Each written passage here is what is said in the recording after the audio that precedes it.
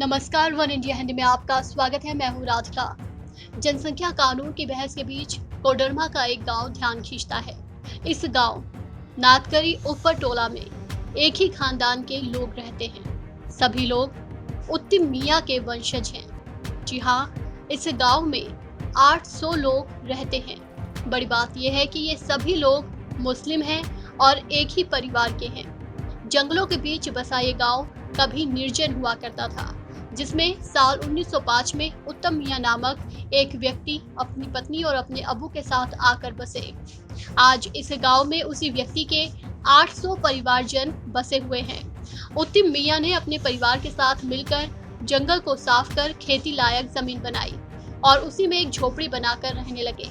इसके बाद उत्तम मियां का परिवार बढ़ता गया और वो पहले 2 से 5 हुए, 5 से परिवार में सदस्यों की संख्या बढ़कर 82 हुई और आज 116 सालों बाद उनके वंश के करीब 800 लोग इस गांव में रहते हैं। मजे की बात यह है कि इनमें से 400 वोटर हैं, यानी कि बालिग हैं। उत्तम मियां के दूसरे पोते 70 साल के मोइनुद्दीन अंसारी कहते हैं कि गांव में रोजगार का साधन खेती बाड़ी है। खानदान के लोग धान, गेहूं, दलहन, मक्का और सब्जियों की खेती करते हैं। आम, कटहल के दर्जनों पेड़ हैं।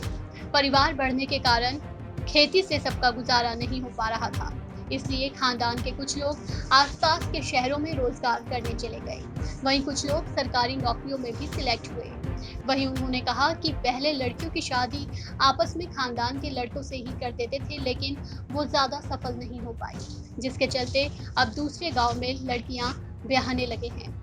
इस गांव में 2 मस्जिद, मदरसा, स्कूल भी हैं। जंगल से सटा होने के कारण यहाँ की वादियाँ काफी मनोरम हैं।